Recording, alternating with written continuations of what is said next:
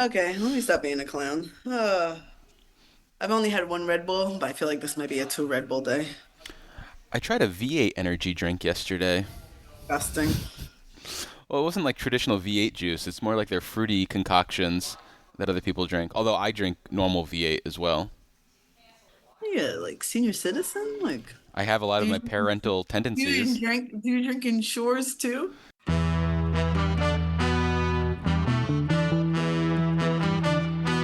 I've also declared war on potholes, so here's the first shot across the bow. Well, as you know, with Planet Albany, there's always something that makes the planet turn. And it's this amazing view of DC, and Eddie Vedder comes out. And he goes, "You have a cigarette?" And I've never smoked in my life, but if I had, I wish that was the moment. And this strategy takes us from potholes to knotholes. I would like to say it was a pleasure, Mr. Kim. But I'm on the road. I'm David Lombardo, and this is Dispatches from Planet Albany, a WCNY podcast about power and politics in New York State government. And on this week's episode, she's back from her world tour with Beyonce. It's Tusk Strategies partner, I put my business out in the street. Shontell Smith. Welcome back to the podcast, Shontell. Any memories you'd like to share about Bay and Okay. her multiple concerts you saw? Why gotta put my business out in the streets? I'm gonna remove you from my Instagram. No. Privilege. Your It's a privilege Instagram to be on my is Instagram. serving as the basis for a lot of questions this week's episode. So Okay. Okay. Bay was amazing. Bay, for those that don't know, is Beyonce. And the one takeaway I got from my multiple concerts that I went to see, because I am part of the Beehive, bzz, Beyonce works really hard. And like at the end of the concert, there's a video, and then she sings like her last song. But then you realize that she's been like doing this since she was like, I don't know, 15 or 16, and she's 43. And like all the disappointments and stuff in her life that she's gone through. We always talk about how we're tired. Like right now, I'm really tired because I have multiple jobs. I'm living up to my Jamaican tradition. I have like tree jobs. Like I have a lot of jobs right now. The campaign, lobbying, building a house. It's a lot right now. dog mom.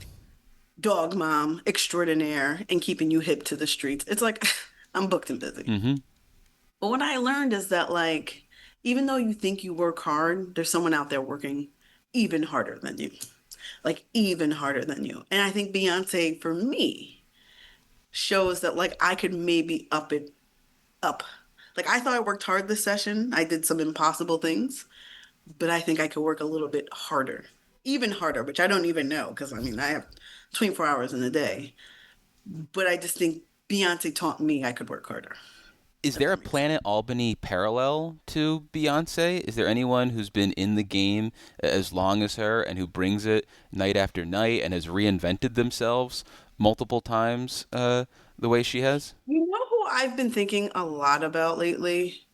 The female lobbyists in this world. I think a lot about Allison Lee.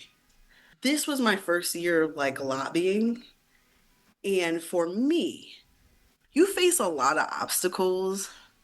I always talk about my haters and my opposition that are trying to kill me. You face a lot of obstacles during the legislative session as a lobbyist. Sometimes you don't get answers. Sometimes people say they're going to give you answers, they don't. Sometimes people renege on what they're going to do. Sometimes, bodies are dysfunctional or like there's just a lot of different multiple things going on. And I couldn't imagine being a woman. We say like in New York, like, oh, we're progressive and stuff. It's an old boys club. Albany is an old boys club. Fight me. I don't care who gets upset about this. There are allegiances and alliances, and it's an old boys club. And to be successful, you have to work as a woman way harder. Way harder. And I always, like, I remember when I was a staffer, like, Allison would be outside my door. Like, you call her at 1 o'clock, she's like, hello. Like, it's nothing. Like, she's up. And she's been in this, like, and there's other women, like, yeah, Lisa Morello, Allison Lee, who've been doing this at a high level for a long, long, long, long time. And it's hard. Like there are women, and obviously there are white women. I think as a black woman, there's other issues that I have to deal with in lobbying. But being a woman in Albany, very difficult. Now that I'm on the opposite side of it, I have a newfound respect for many of the lobbyists, but particularly the female lobbyists that have been here for a while, I have tremendous respect for. Well, that's a very generous and thoughtful statement because if we look at the audio tape from the start of the session, Yeah, I said I was going to be on people's necks, yes, 100%. And I am on people's necks. I'm a hardworking woman. I'm in my stilettos in the Capitol. I'm on people's necks. But you have to recognize, sometimes when people don't get bills done, you think it's because they don't have a good lobbyist or their lobbyists didn't work hard of it. But sometimes it's just like different things pop up. The governor has a budget that's 6 weeks later, and the houses can't consider anything because they're dealing with budget. Sometimes opposition that I had pop up, I don't know, a week before your bill's about to pass, crying about it when they knew that this bill was being considered the whole session. And what So bill is that? my Toro bill. See, I had like big wins this year. I had big wins. This bill just passed in the Assembly and it passed in the Senate. It reduces the insurance liability for peer-to-peer car sharing. Skoofus And bill, Skoofus Weprin. yes. Yeah, and that bill was introduced in March.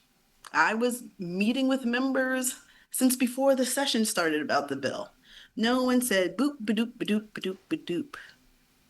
Then all of a sudden, like the last week, people are like, oh, this is a travesty. You can't do it. Oh my God, please don't do my bill. And I had to deal with that. And that's a bill in the Senate that passed 58 to 1. And Yep. I'm curious, how does that reflect or not reflect the amount of opposition or how close a bill doesn't come to actually getting to the floor? Because someone outside this building might say 58 to 1, of course this got a vote. But in reality, it's much more difficult than that, right? I started meeting with members in the spring. I mean, not in the spring, in the fall. And then we tried to get it in budget. We couldn't get it in budget. So in March, we introduced our own standalone bill. We met with numerous members. If you see, there's a lot of co-sponsors, we did the work. I don't believe in waiting till the last minute. I am working, I am in meetings. My Jacob was full of meetings. So we meet with people, but then DFS had some insight on the bill. So it's fine, let's try to figure out how to get amendments or just whatever feedback that they had. They had technical edits for it. There was a negotiation for the levels, and that takes two houses. You have to negotiate with two houses and different iterations of the bill. And then when the bill's final, people are opposing it. It's oh my God. So lobbying is not just oh, let me reach out to this staffer and if the bill's good, oh, no, it's dealing with agencies. It's dealing with member staff. It's dealing with leadership. It's dealing with opposition and trying to address their opposition. They do a memo of opposition. You have to counter the memo of opposition. It's a lot of work. It's getting op-eds. I mean, I'm not a straight lobbying firm. Tusk Strategies is like I said, we do different things. We offer a wide variety of services for our clients. Yeah, Toro got an op-ed, a daily news op-ed from Al Sharpton. These are the different types of things. And then you do op-eds or opinions in Buffalo News. It's not just the days of just being oh, I hire to get bills passed. I hire Patricia Lynch and she just talks to Shelley Silver and bada bing, bada boom. You go ahead and do what you do, but I'm not doing that. You're not. I am ending my podcast on a high note this session. But if I think it's an old boys club, and we have the great leadership of Andre Stewart Cousins and Carl Hasty, and I still have hard time getting stuff done, I couldn't imagine what it was back in the day with Shelley and Dean Skelos or Joe Bruno. Bruno smoking their cigars. If I was a chick, I would not be. I definitely wouldn't be lobbying because I'm black. Yeah. And then I'm a woman. Police. So it's just interesting how things have changed. So you got this bill amended on June 9th, which was basically the last day to get Child, a change to this bill in order to have child, it voted on in the Senate. How stressful was that, and was it ever in child, doubt? child. Stressful is not the word. All session, I had big ticket clients. I had the Mets. You want to talk about stressful? This session, I was just a walking bag of nerves. And this is my husband's first experience with me lobbying during the legislative session. And I remember like 2 weeks ago, he was like, "Where is my wife? I want that person back." I'm like, calling members, like sometimes just like in bed, sitting in the dark, like, this bill's not gonna pass. Like you go through different emotions during the legislative session. And like when you have people paying you a pretty dollar, like you feel the anxiety. I was traveling. Yeah, the bill got amended before I was traveling. The bill got amended before that. And then like for the bill passage, nervous. I was in a different place, different time zone, staying up. Everybody's sleeping, looking at the Senate, like making sure the bill passed. It's a very stressful. So I want to turn to your presence in Albany because, again, at the start of the session, you kind of poo-pooed the idea that you would be here in Albany was kind of beneath you. But then, sticking with your Instagram stories, you posted once when you were actually in So Susan Albany. Lerner, that little hater over there in Common Cause, trying to say I don't lobby. Well, Yeah, you said anyway. you don't lobby in the Capitol. Basically, this is for my haters. And I'm curious, what was it like for you having to be back in these hallways from a different Surreal. perspective? Surreal. For example, like, I was like a beggar in Les Mis. I Did you was hand out a like, card? well, I don't have like I don't have any cards. So then I'm like, oh shit, I gotta give them cards and be like, butter, please, please meet me, please. Like, it's just weird. Instead of sending them the cards, I would just text them and be like, hey, I'm outside. Like, like I would try to do off the floor meetings, but I would try to schedule it Mm. so they knew. Like, I don't like coming to people out of nowhere and be like bombarding them unless I have to. So I would try to schedule it and then I'd be outside and I'd be like, "Hello, may I have a meeting, please?" And they would meet, or I would get staff, and that was new for me, dealing with staff instead of the member. Who sent you It's like staff? I'm not going to Who go had the into it. chutzpah to send you staff? There were some people that had a chutzpah, and they sent me staff, and then I would, be like, "Hey, can I really meet with the member?" Because look, as a staffer, what you think is the member's concern and what the member's actual concern is are two different things. And I think as a lobbyist, when you get staffer, you have no way to know that the information that you spoke to that staffer about gets trickled up to the member because every member has multiple meeting requests. Multiple, like they're important people. Multiple people are trying to meet with them. But like you just don't know if it gets trickled down. Like there's no like a member doesn't close the loop. My Mets bill was like, I was really anxious about it. I was like emailing memos of support. I was emailing myself. I wasn't even leaving it to staff. This is my baby. I was emailing. I did good old like lit drops where I gave all like a package for the bill to every single member in the legislature. Like I was a psycho, truly, truly. In terms of the response you got from lawmakers and staff, do you feel like any of it was shaded at all by your other day job working for a Queens Boys mayoral campaign? Did that seem to have any residual impact, positive or negative, when you're working in Albany? There were members that expressed their displeasure. Like, I want to be very clear. I don't want anyone to think members express their disappointment and displeasure. It was something that I also had to navigate with. And I think, certain people weren't happy. I think, Who said something there's to you? there are certain people that like I wouldn't even make a meeting request. I'd be like, hey, based off their stance, I'm not the best. I'm very honest with my clients. I'm not the best person to reach out for that one. We usually with my projects because they're so big, there's multiple consultants. So it'd be like, I'm not the best person to reach out. For this one, this person should reach out. But there was like, one member wasn't responding to me. And then I saw them and they were like, I was mad that you are working on this campaign. And I respect it. Everyone's entitled to their opinions, And, we had a hard conversation and then we moved through it. And before we move on, I want to note that today's show is made possible with support from New York State United Teachers, a union representing school professionals all over the Empire State, and got some legislative victories in Albany this year, including a big one with the restrictions on smartphones in schools that was part of the budget, and an end of session bill on a study about access to recess for elementary school age students. Need help keeping track of the legislative session? Wish you had an extra set of eyes at the Capitol? New York State Watch does all of that and much more.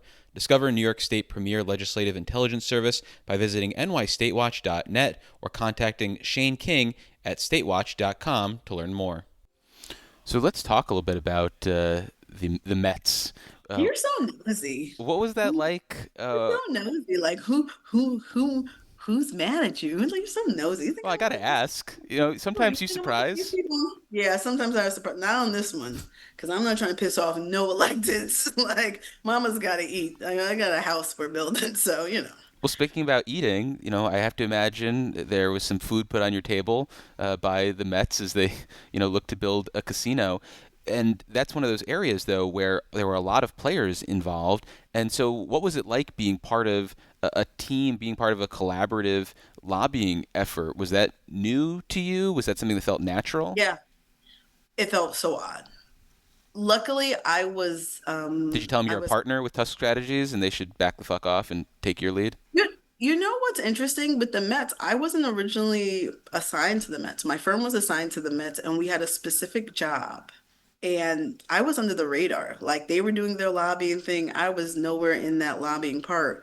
And then one day I was in the Capitol, and the person who does all the lobbying stuff for the Mets, the person who's in charge of it is Steve Cohen's chief of staff.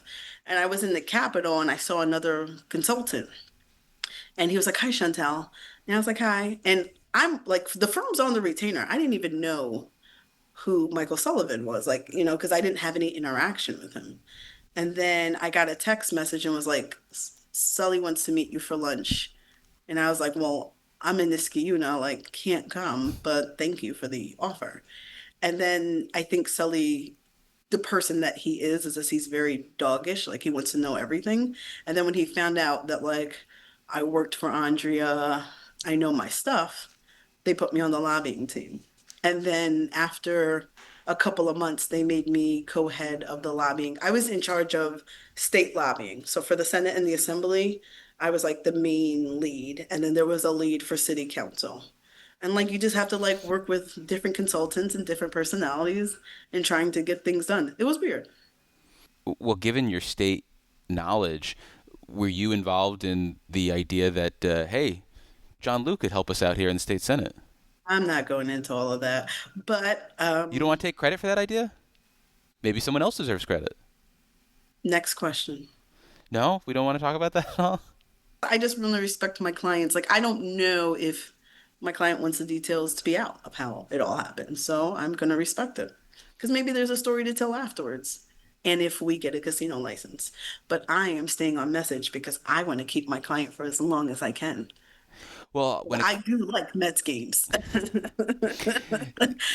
Another thing that you have mentioned in the past is an important shoe. I believe it's the Louboutins. I always said I don't like red bottoms. I don't like Louboutins. But you mentioned Louboutins. This is my way of getting to what I heard as someone who doesn't know anything about fashion is Louis Vuitton, and that's what my producer heard at the time.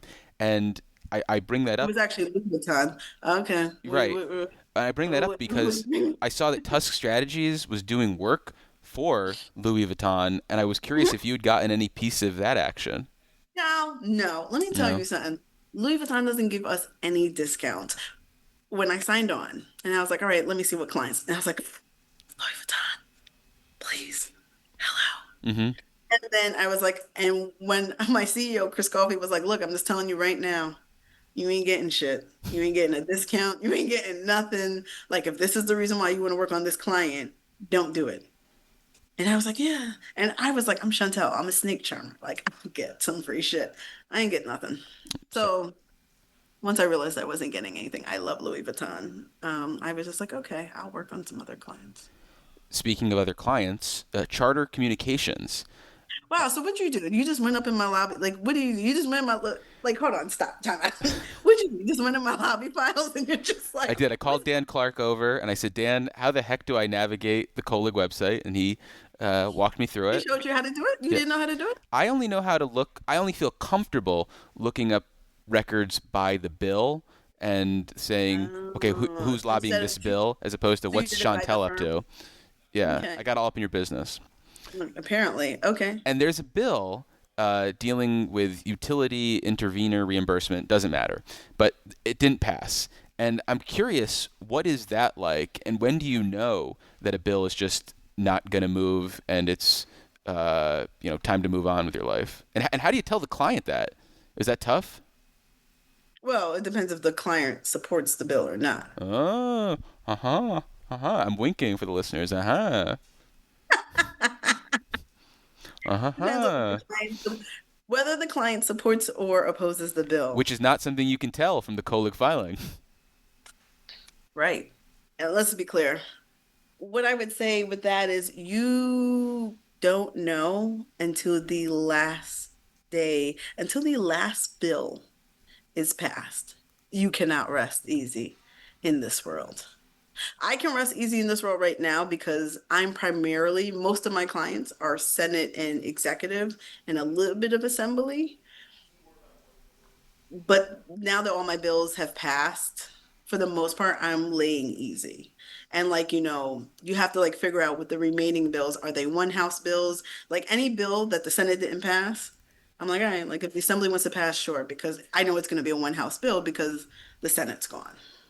I think, the leader, Andre Cousins, did a wonderful thing leaving on Friday because basically anything that didn't get done on Friday, you can rest. So like Friday was probably the first time in a long time, in probably the last 2 weeks, where I slept the whole night. Like I slept like a baby. Like my aura ring was like, girl, you had like optimal sleep.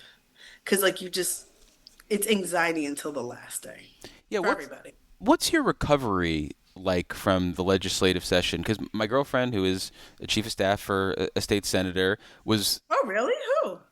uh, Oh, you don't like it when it's on the other end, huh? let's Who? Huh?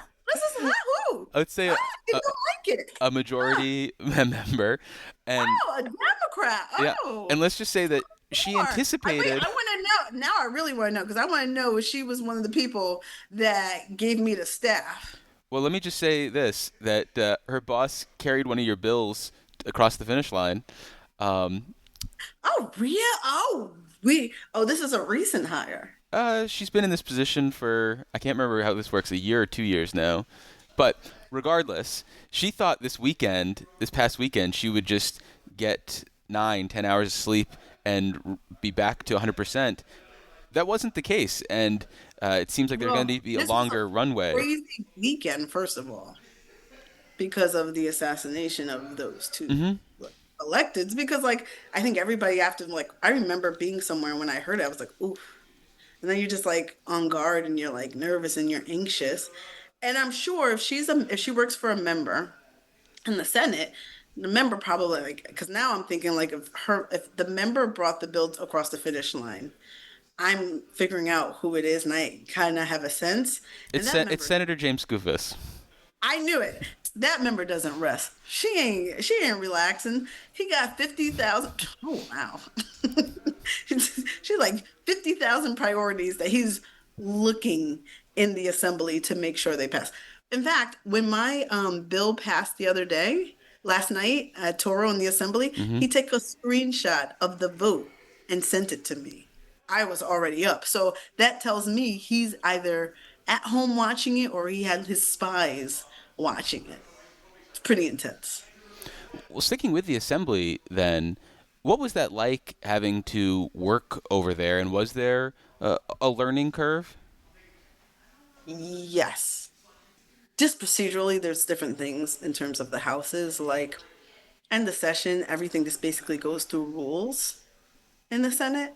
In the Assembly, sometimes they go through like jurisdictional committees. Then, like, sometimes even ways and means and rules. Like, they have a process. Everybody gets to touch it. Everybody gets their Yeah, like grubby little fingers on it. everyone gets a touch. Um, I think the hierarchy in how I think how bills are selected in the Senate versus the Assembly are different. I'm not going to go into that. So, but I just think Working it's rules different. group versus the less publicized version in the assembly. I don't even think the Senate has the working rules anymore. They I have to. definitely do. Oh, okay. I didn't. I thought they dismantled it after that piece. I didn't know. Yeah, But, that was kind of a shrug piece as far as I'm concerned. but anyways, they just Working procedurally. There's rules, light my hair on fire. Ah.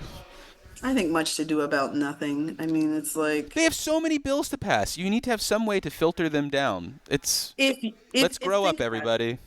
if an active list generally takes about an hour to 2 hours to like discuss and like vet with members, you think they can do 100 bills and go over it before it's just anyways.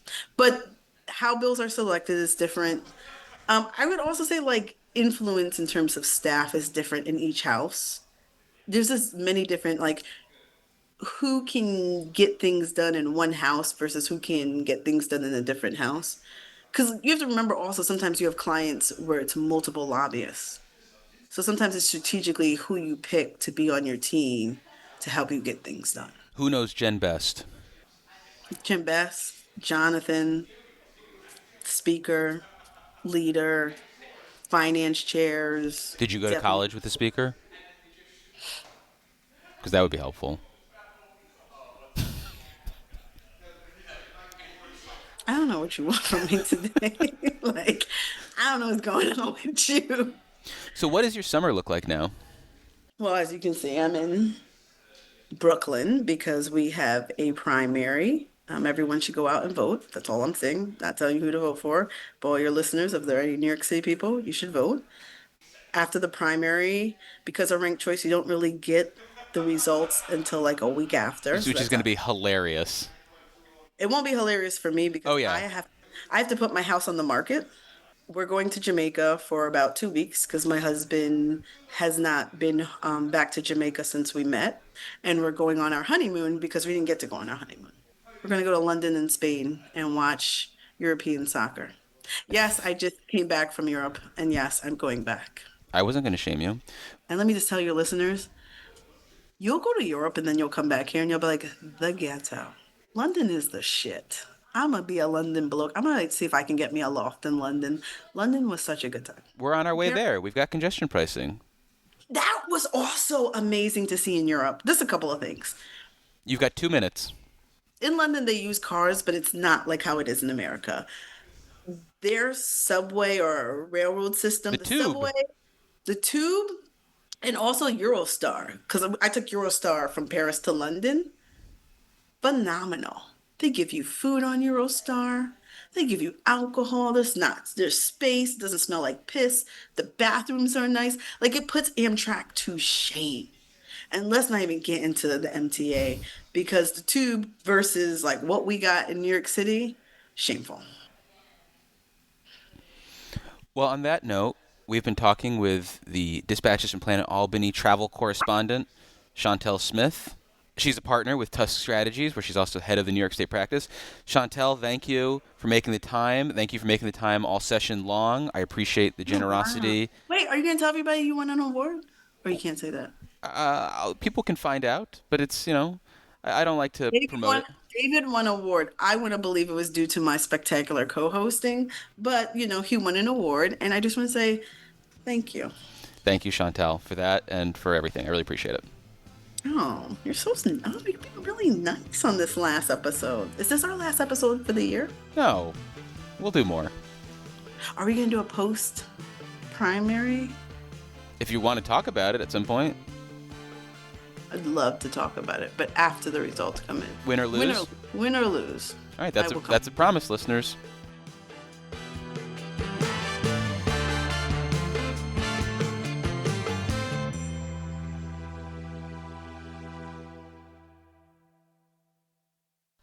It's like puffier, and I it's think like it looks nice.